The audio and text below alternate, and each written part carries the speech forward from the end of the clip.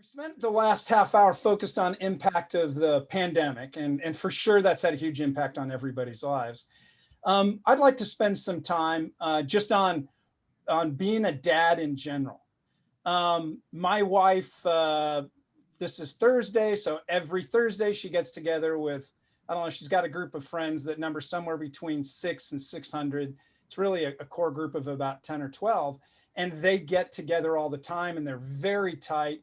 And they've been that way for 20 years, 25 years. One of the things that men face in life is a lack of relationships. And that actually causes physical health problems, like it adds to stress levels. They don't have people they can talk to and relate to, at least in general, in the same way many women can. I really like reading Liz's weekly newsletter because she really gives a voice to the experience of moms. Sometimes I wonder if, in not Liz's case, obviously, but just in general for our society, doesn't give a lot of voice to dads, or doesn't make dads comfortable sharing with each other. And that's where something like this can be helpful. What's your take on male-male relationships and bonding and life and those kinds of things? What are your insights on that? Yeah, I'll jump in.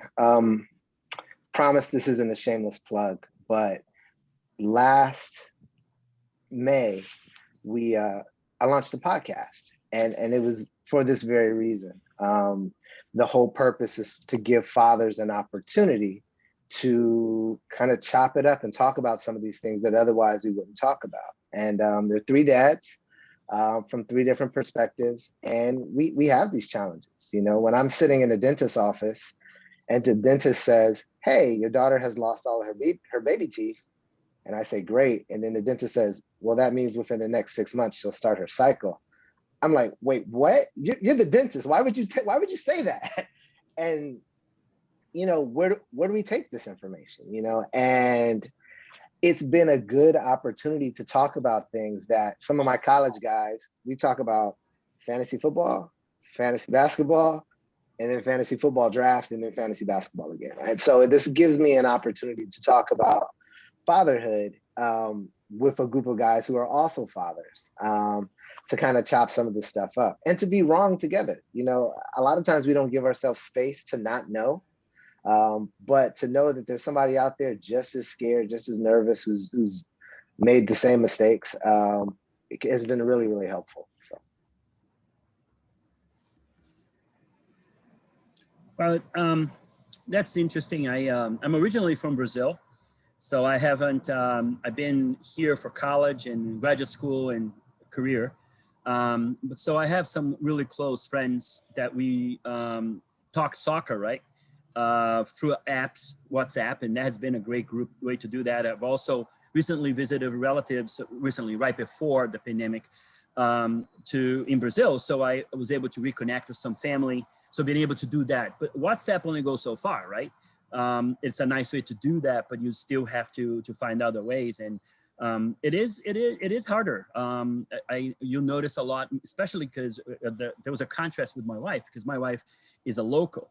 She was born and raised here in Washington. For those of you that may not be in the Washington area, that's a big deal. You know, it's a lot of people that come here, they build careers, they leave, or they move for sure, and then there are those, if you're lucky to really know one of those is from here, that's a big deal. So she has friends that are there, you know, since they're 5 years old. And so they're really like, she's an only child, just like my child will be only child. I'm one of three. So I have my brothers. So there's that, you know, and they had kids ahead of me. So I'll add that sort of a different perspective there. I get to talk to them. One of my brothers has a son. So we're able to sort of talk things about that too. So that helps. But my wife does not have sisters. So she has two very close friends. So they get to talk a lot, and they live close by. So we get to hang out with them. And because they're that close, one of them actually has a daughter in an interracial marriage. And it's fascinating to have conversations with them. And because they're very close, we get to be close. So I don't necessarily am close with a husband, but we get to know each other and get to learn from each other. So, but it's important, I think, to at least build to the extent that you can. You know, my wife and I some time ago made about 10 years ago, made a conscious decision that we were going to reach out and make new friends. So even though we have a couple of very good old friends, we made good new friends, and that has been really wonderful. You know, out of 3 real good tries, 1 worked out really well. And now we've been friends for 10 years. So it's worth it. It's worth trying, even if you don't have a lot of, you know, time or it does not come easy to you. It's worth the investment. Now I'll give Eric and Cam some time if they want to comment on this as well, obviously, but I really want to encourage the other panelists, which is everybody else who's not, you know, pinned on the screen by Jess. What are your insights or things you've learned or questions that you may have on anything on being a dad in today's age, especially in the general sense? It's always somebody has to break the ice. Ralph, you got any insights? Yeah, I wasn't ready for that. So what's the biggest thing you've been worried about or concerned with or focused on as a dad in general, and maybe influenced by the recent pandemic? I think recently in the last 16 months, just to let you know, so I'm Ralph Wagner. I'm with DLA Piper. I'm based out of the Philadelphia office, living here in New Jersey, and I have 3 kids, 2 daughters, 17 and 13. So can you imagine those ages with girls, and then a 12-year-old boy. Yeah. And I will say, you know, it's been a challenging year for all the kids, you know, especially when we were on lockdown, and the 13-year-old, you know, was really just staying in her room day in and day, you know, day in, day out. And at some point as a parent, that becomes very worrisome. You know, how is this affecting the kids, you know, their mental health? And the good news is, as things have reopened, you know, I know she's at her friend's house today at the swimming, swimming in the pool. But there was times that, you know, that was pretty challenging. I think another thing as a parent right now, as we come out of this pandemic, I do have, you know, younger children, and, you know, the concern over the vaccine. My wife and I were first in line for the vaccine, didn't hesitate to register on day 1. But then when it came to the kids, it's like, I don't know, there's a big pause there. So, I mean, that's another area of, you know, some concern these days. Well, before I ask John or Brian or Simon, you got a 1/3 chance of being asked a question. I'll chime in with something that having watched a lot of thousands of families very intimately going through the child raising process, as well as my own 3 daughters. There's a strategy that I wish we'd have known when we were much younger. We sort of implemented it. And it's a strategy you can use, not just a parent, but to be a leader at work. And that is to frame everything in terms of happiness and success. So the way we would frame it with our daughters would be, your mom and I, our role isn't to be your friend in life. Our role is to be your parent. And it's to give you a foundation that'll bring you happiness and success in life, or at least give you the best chance for that. So we're here to provide a foundation that brings you happiness and success. Happiness and success come from good relationships in life. So everything we ask you to do is because it helps build good relationships. And everything we ask you not to do is because it undermines good relationships. And we're going to try to turn those into habits. And then later on, we found that if we framed our conversations with our daughters, especially when it got itchy, right? They wanted something, we didn't want to let them do it or whatever. We weren't playing the "I told you so" parent card, right? Which you know, I used to get when I was younger, back in the 70s. We're not playing that. We're saying, hey, does this help you build relationships, or does it hurt relationships? And it keeps the spotlight on them. And even when they would get angry and mad and stomp off or whatever a 16-year-old girl does, that because we practiced that and it was a reference, the way they looked at life, they'd eventually come back, they'd get over it, and we could have a real conversation in that frame of reference, not us versus them, but us as coaches for them to achieve a life of happiness and success.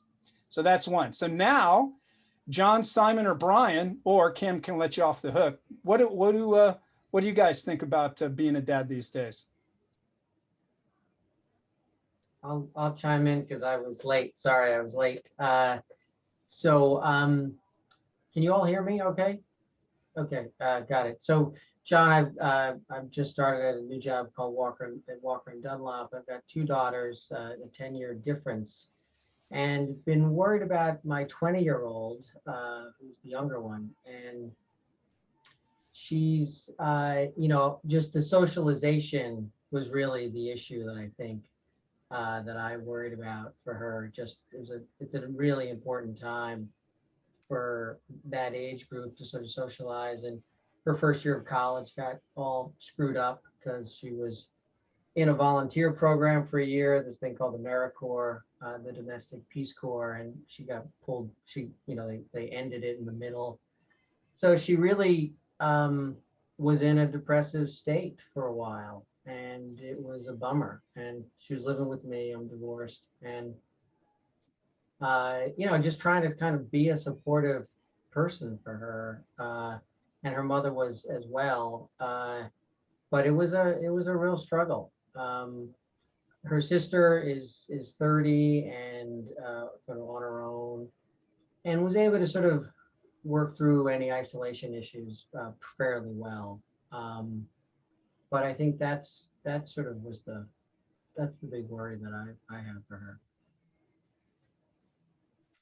Well, as a dad who's both seen that directly in my family and seen it in many other families, one of the things I can say is that I've seen a lot of kids that have challenges at some point in their life like that. And in most cases, with love and patience and some direction and coaching, that the light bulb goes on at some point, and they sort of make that comeback. So I would just say, just keep loving them, and appropriate boundaries and some well-placed hints, you might want to consider not telling them. And for us, it was prayer too. And I've seen a lot of those challenging situations end up turning out really well. And in fact, their experience that they went through often puts them in a very good place to help other people going through it. Yeah. So for whatever that's worth.